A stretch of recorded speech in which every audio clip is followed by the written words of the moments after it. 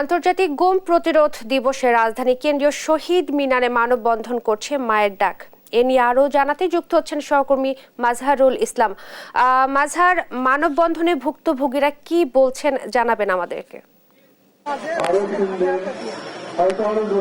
জি, আপনাকে ধন্যবাদ। আপনি যেমনটা বলছিলেন যে আজকে 30শে আগস্ট আন্তর্জাতিক গুম দিবস উপলক্ষে মূলত বাংলাদেশে যারা ঘুমের শিকার হয়েছেন, বিশেষ করে বিগত 15 বছর অর্থাৎ পতিত শেখ হাসিনা স্বৈরাচার শেখ হাসিনা সরকার আমলে যারা ঘুমের শিকার হয়েছেন সেই সব স্বজনরা কিন্তু সকাল থেকে শহীদ মিনার অঞ্চলে তারা মানববন্ধন করছেন এবং তাদেরই মানববন্ধনে কিন্তু বিভিন্ন শ্রেণী পেশার মানুষ, রাজনীতিবিদ, সামাজিক অর্থনীতিবিদ এবং মানবাধিকার কর্মী তারা কিন্তু আসছেন।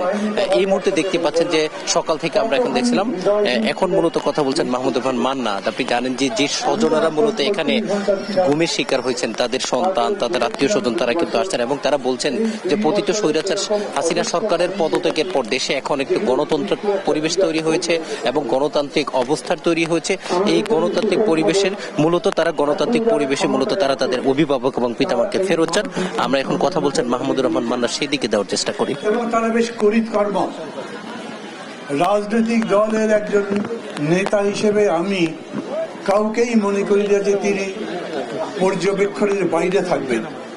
একেবারে নিরঙ্কুশ সমর্থন কখনো কোনো কাজের কথা নাই, কিন্তু তারপরেও আমি বলবো খুব অল্প সময়ের মধ্যে তারা এই ব্যাপারে আপনাদের দাবি মতো কমিশন করেছেন, গুম বিরোধী যে আন্তর্জাতিক কমিশন তাতে সই করেছেন এবং আমি আশা করি তারা আগামী দিনেও কাজগুলো করতে পারবে।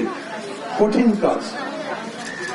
আমি মনে করি মায়ের ডাক, অধিকার এবং অন্যান্য সংগঠনগুলো মিলে এ পর্যন্ত যতজন ডিসঅ্যাপিয়ার করেছেন তাদের একটা লিস্ট তৈরি করেছেন, সেটা প্রায় 95% বা তার চাইতে বেশি কারেক্ট।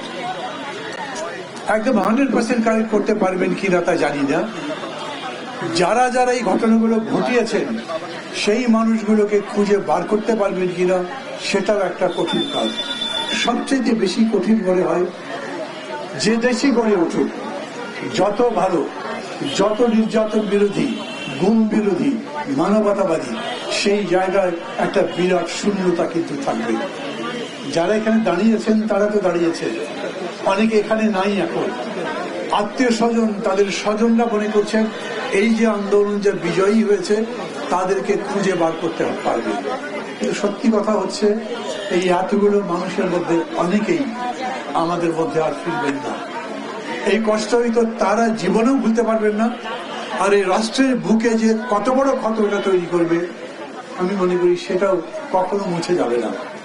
আমি শুধু আহ্বান করব ওই ক্ষতটাকে বুকে ধারণ করে সবসময় মনে করেন এই ধরনের স্বৈরাচার, এই ধরনের। জি, আপনারা শুনছিলেন, কথা বলছিলেন মাহমুদুর রহমান মান্না। মূলত শহীদ মিনারের যে অবস্থা, এখন যে অবস্থা, অর্থাৎ বিভিন্ন সংগঠনের মানুষ কিন্তু এখানে আছেন এবং তারা কিন্তু কান্না বিজড়িত কণ্ঠে সরকারের কাছে আহ্বান করছেন যেন তাদের আত্মীয় স্বজনকে ফিরিয়ে দেওয়া হয় এবং তারা যেন তাদের আত্মীয়দের পেয়ে অন্য যারা স্বাভাবিক জীবনযাপন করে তাদের মতো যেন তারাও তাদের পরিবারের সাথে সময় কাটাতে পারে, স্বাভাবিক জীবনযাপন করতে পারে। এটাই কিন্তু তাদের প্রত্যাশা। এই ছিল শহীদ মিনার অঞ্চল থেকে আমার কাছে সর্বশেষ তথ্য। আপনাকে ধন্যবাদ। আন্তর্জাতিক গুম প্রতিরোধ দিবস উপলক্ষে রাজধানীর কেন্দ্রীয় শহীদ মিনারে মানববন্ধন করছে মায়ের ডাক। এই ব্যাপারে বিস্তারিত বলছিলেন সহকর্মী মাজহারুল ইসলাম।